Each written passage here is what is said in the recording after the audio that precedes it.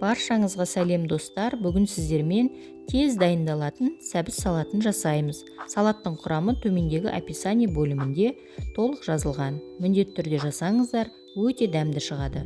Ең алдымен 1 килограмм аршылған, жуылған сәбізімізді ұзыншалап теркамыздан өткізіп аламыз.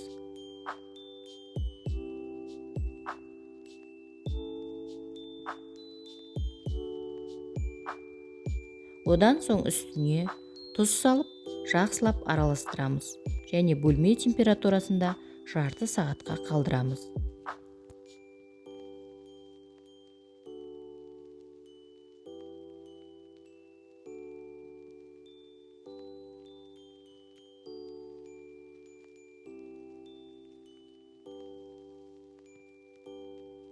Жарты сағат өткен соң сәбізімізге қант, кристаллик, сарымсақты үккіштен өткізіп үстіне саламыз. Одан соң уксусын қосамыз.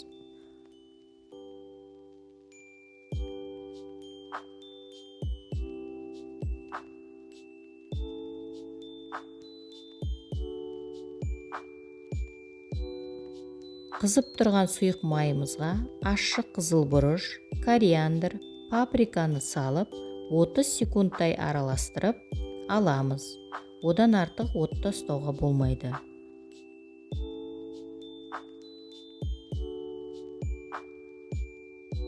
Осы дайын болған соусымызды салаттың үстіне ыстық күйінше құямыз және жақсылап араластырамыз.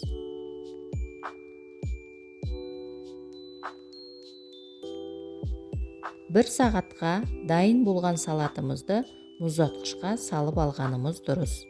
Содан соң дастарханға ұсынуға болады. Міндетті түрде жасап көріңіздер, базардағыдай ерекше дәмді болып шығады. Қалауыңызша ас көкте қосуға болады. Жақындарыңызды қуантыңыздар. Міне біздің салатымыз дайын. Ас болсын. Каналыма тіркеліп, лайк басып, комментарий жазуды ұмытпаңыздар. Сіздермен болған Шекер.